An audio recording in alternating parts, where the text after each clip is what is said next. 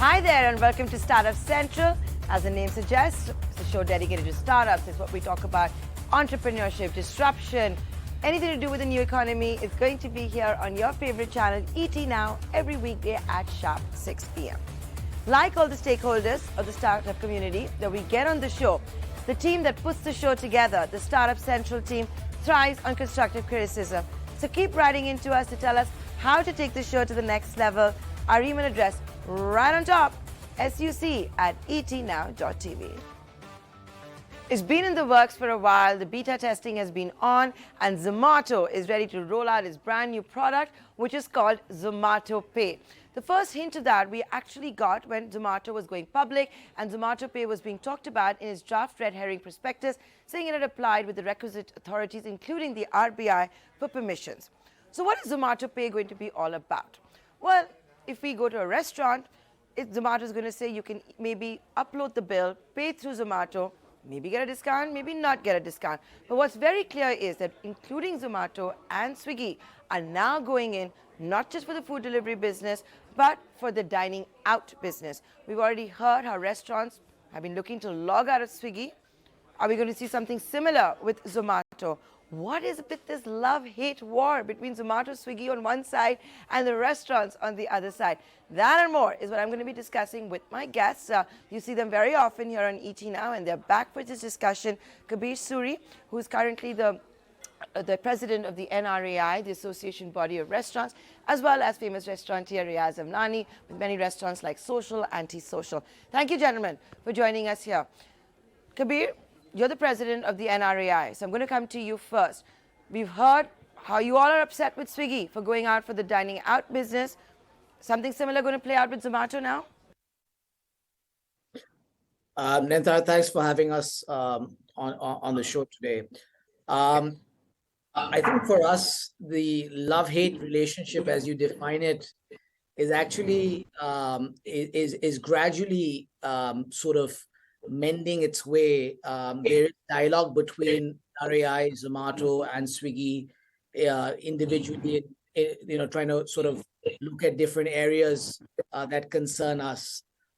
In respect to Zomato specifically, we have engaged with the senior management of Zomato, and we remain committed in our discussions with them, where we are trying further to enhance the deliverables and the expectations on both sides. Today, as the program has been launched, it has been launched where there are certain elements that still remain open, which we are not okay with. So as a result of that, a lot of our members are yet to log in, and a lot of our members refrain from logging in. However, we remain committed in our conversations with them, and I think we will find a middle ground that is going to be workable for both sides. We remain committed because ultimately the consumer is what needs to be served, but not at the interest of restaurants and not in the interest of the fraternity. So I think we need to figure out the right balance, and that's what we've been trying to sort of reach out and work on with the various, with Zomato and with Swiggy. Riaz Amlani, I'm going to come to you now. You've, in fact, been one of the brand ambassadors of this Order Direct. You really tried to mobilize restaurants for that. You were working on an app, this, that, and the other. What do you think of this new move by both Swiggy and Zomato? They've conquered the food delivery business market. Now they're going for dining out. Yeah, and we are, like Kabir said, we've been engaging in dialogue with Zomato as well as Swiggy, and we've been expressing our concerns, whenever it comes to something which I feel is going to impact the restaurant industry or the fraternity in a negative way. We've always been against deep discounting and converting customers into deal-seeking zombies. We've always been trying to promote a kind of a platform where restaurants are judged on the value that they offer, on the quality of service, on the quality of the experience, on the quality of the food, and not just on basis of the deals or discounting and deep discounting. And while it has been in the last Diwali, for example, there was a major uptake in delivery. deliveries have slowed down and dining out businesses have picked up again, very, very well, touch wood, after COVID. So I think that there's an attempt by the delivery aggregators to get into the dining out business. And honestly, we don't see any reason for them to be there. At least with delivery, they are providing a service.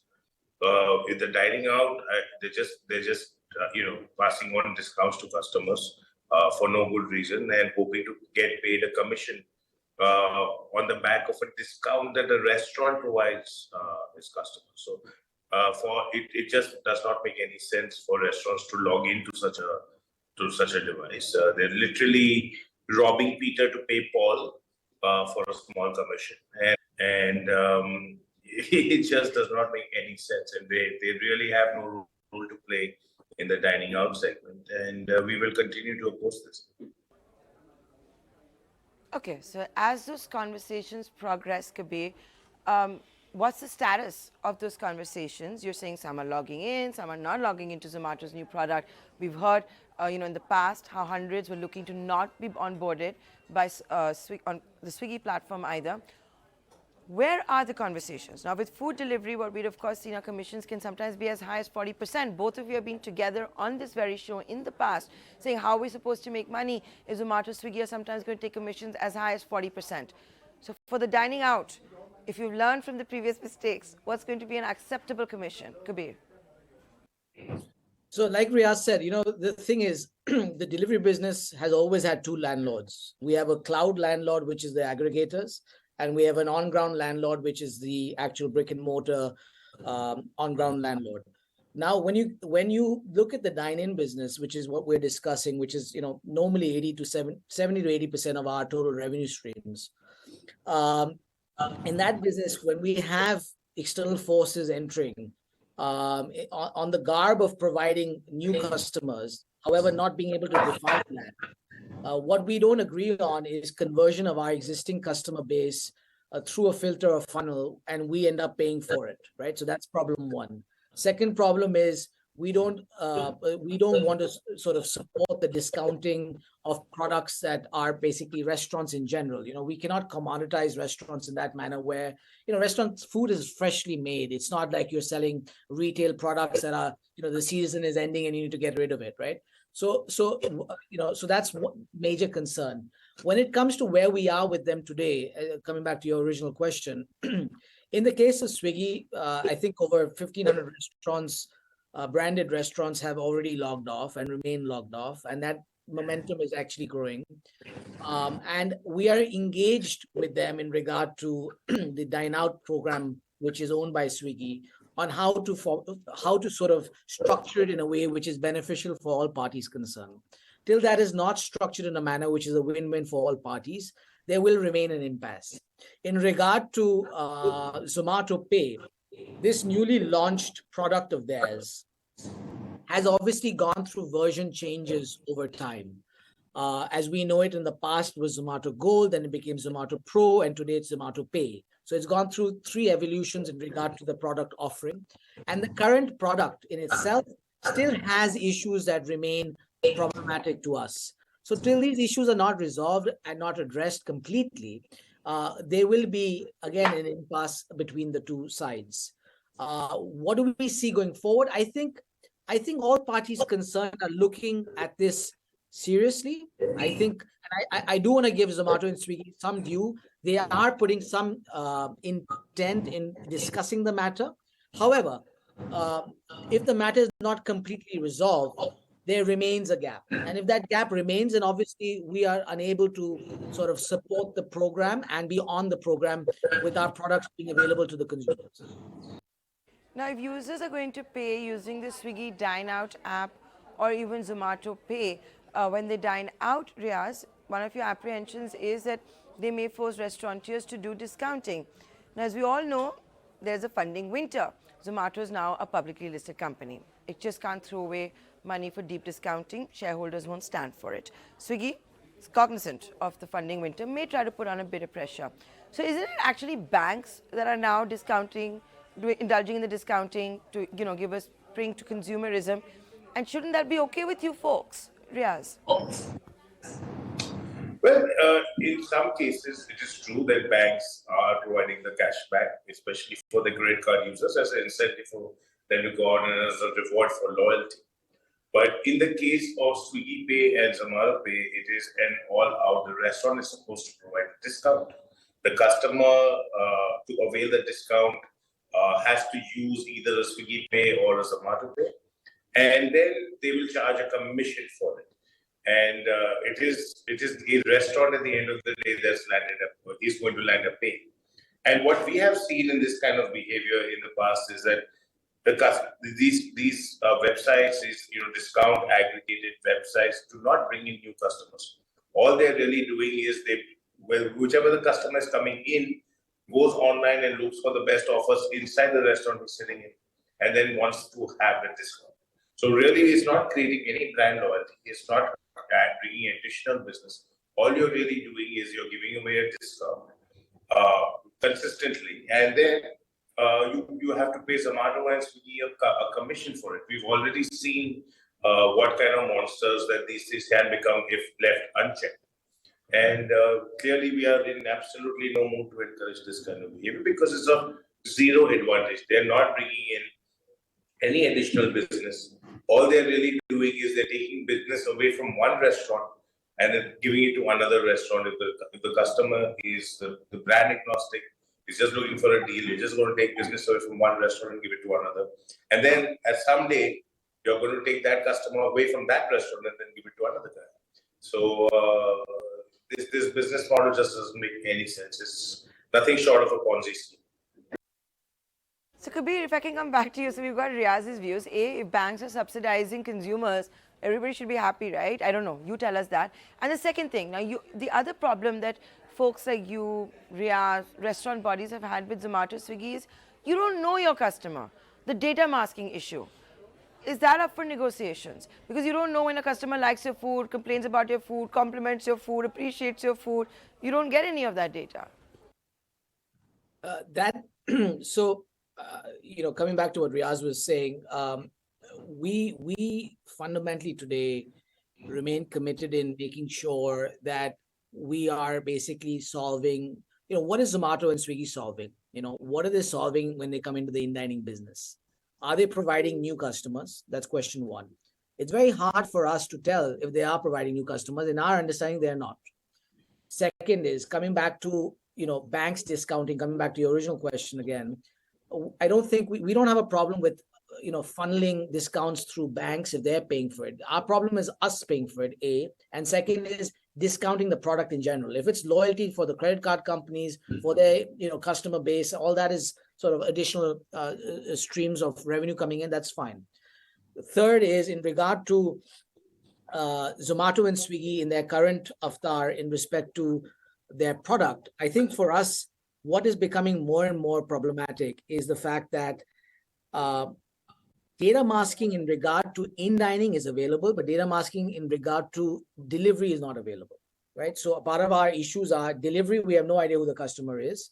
In-dining, we get to know who the customer is because they're sitting in the restaurant, right? So we're dealing with the customer face-to-face. We're dealing with their experience face-to-face. So that bit we do understand, and we can get the name and number of the customer if they choose to share it with us. However, in the delivery business, we don't have access. That is accurate. So Riaz, can I ask you one question? What from Zomato and Swiggy will convince you, and when I say you, I mean your company, as well as others like you who have logged off to make a return for the food delivery as well as the dine-out? To actually modify the engines instead of discount-seeking behavior towards a quality and value-seeking behavior. Right now, the entire structure is that you're encouraging discovery on the basis of the discounts that are being offered. And I don't think that is the right segue into the market or to discover great restaurants which are serving up heritage, which are serving up quality over the years, who've really built a business on the back of their one-on-one relations with their customers. So discounting is just a terrible way of building those relations, and you're not building any kind of loyalty. So if the hope is that a customer will come and try a product and then be loyal forever, even if you don't supply give discounts, That is not going to happen. So until this kind of opiumization of the customer with discounts does not stop, we will not go back onto those platforms.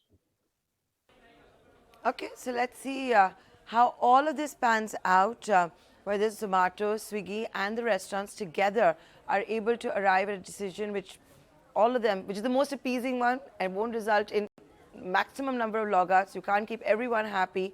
So let's see how this one pans out. Thank you, gentlemen, for being a part of Startup Central today. Thanks, Ned. Thank you. Thank you. During the COVID-19 pandemic, we had seen a 4x jump in the opening of Demat accounts. Has that peaked out, plateaued out? Who better than to ask Zerodha and Nitin Kamath, the top boss at Zerodha, one of the co-founders. Here he is in conversation with my colleague Anurag. I think we are kind of plateauing in terms of the opportunity out there because India's target audience, right? People who can invest in the markets are people who have money with them, right? And in India, people who file income tax returns is 5 crores.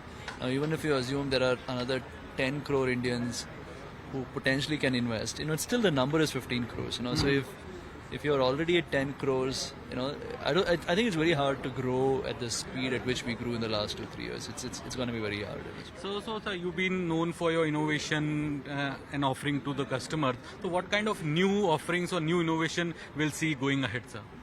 Yeah, see, the thing is, over the last 2-3 years, a lot of people have come to the markets, but I don't know if all of them know what they're doing with the money, right? As in, I think the big opportunity there is to advise people and how to invest better, save better, and I think the next 2-3 years opportunity is really that. The fact that there are 3-4 crore new Indians who have come to the markets, they need help in managing their money better. So I think the opportunities around advisory is what will open up in the next 2-3 years.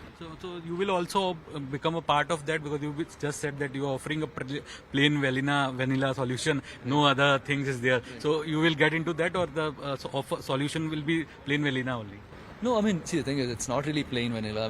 We don't advise today. The reason we don't advise is because it's very hard to advise. Because, if say you came to me and asked Nathan, what should I invest in? It's hard for me to tell what to invest because what is right for you, I can tell only if I know your overall financial context, right? And with the new new Sahmati, the account aggregator framework, you'll soon be able to, kind of use technology to advise better, right?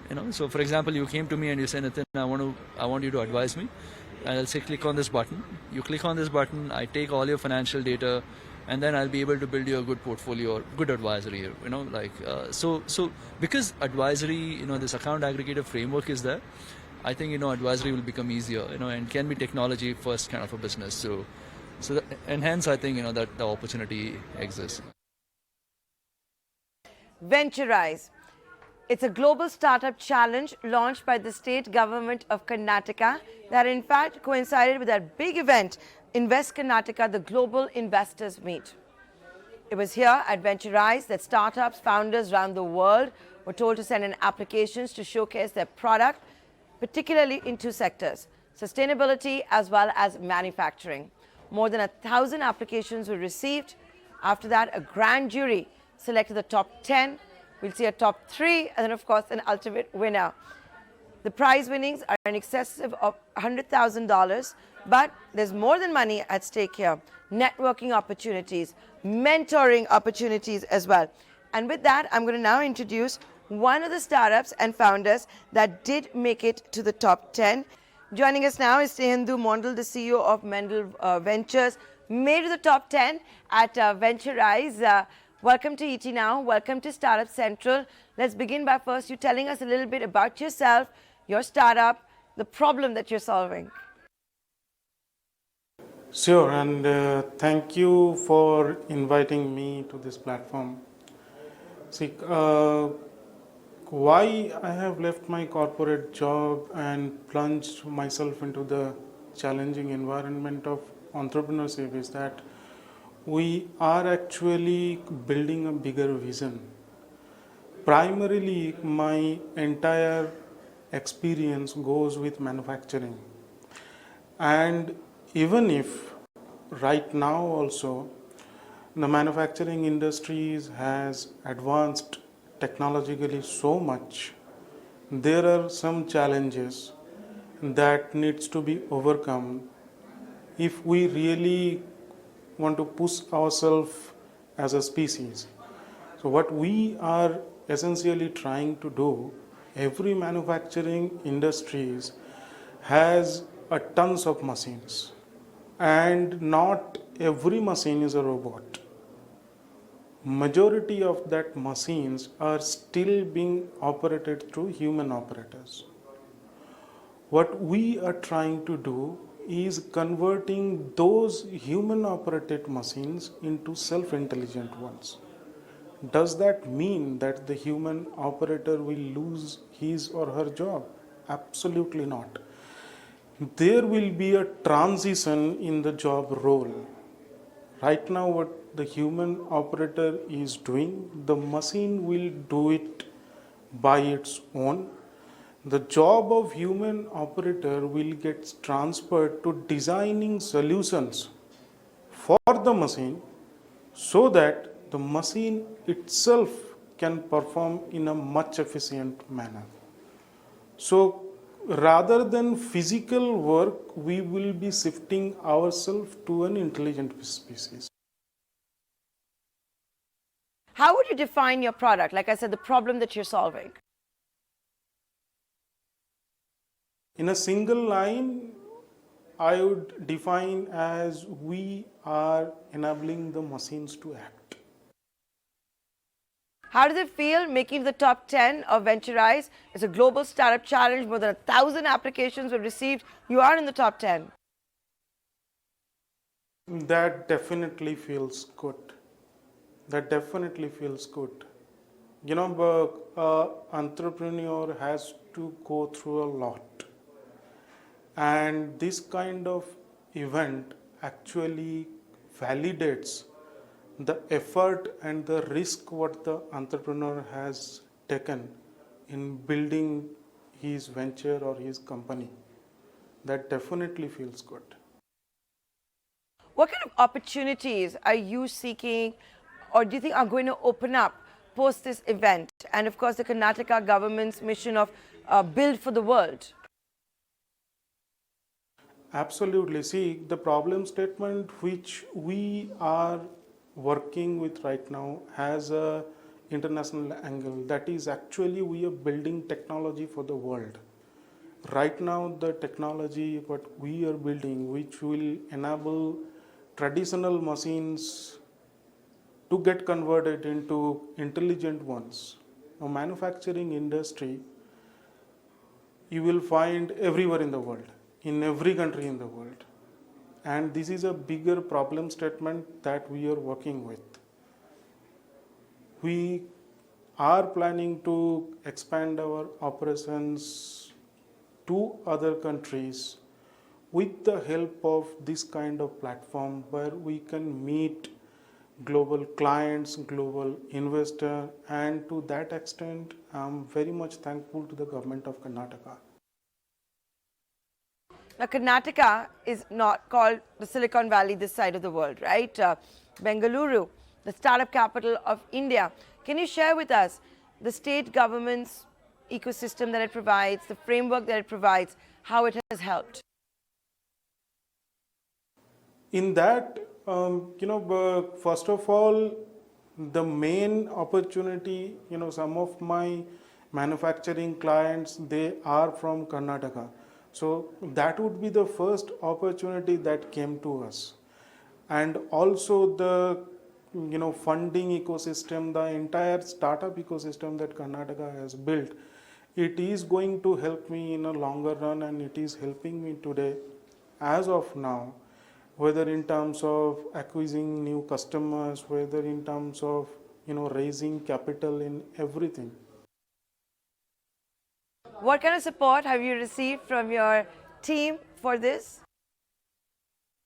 Yeah, I have a very young and dynamic team, right from AI expert to robotic expert to hardcore engineering expert, and me being primarily from the background of manufacturing, I could really lead the team to the vision that we are building together. And I'm really thankful to my team for standing resolutely behind me so that we could actually believe in a common vision and put our best efforts to make that happen within the timeline that we are adhering up to. You're in the top 10 right now. If you make it to the top 3, what would you expect? If I am among the top 3, definitely it would bringing in more opportunity for me in terms of the visibility of our startup, first of all, and also in terms of getting more and more client connect. Also in terms of getting securing more and more, capital raising opportunities that we will be looking forward to. Final question. What is the message you want to leave our viewers with the problem that you're solving, the product that you're building? The value which we are bringing in, it will have greater impact on the entire race. So whenever the role of machines and human will get the transition, there will be actually less and less occupational disease. There will be less and less occupational deaths that we are experiencing as of now, even after the advancement of manufacturing as of now.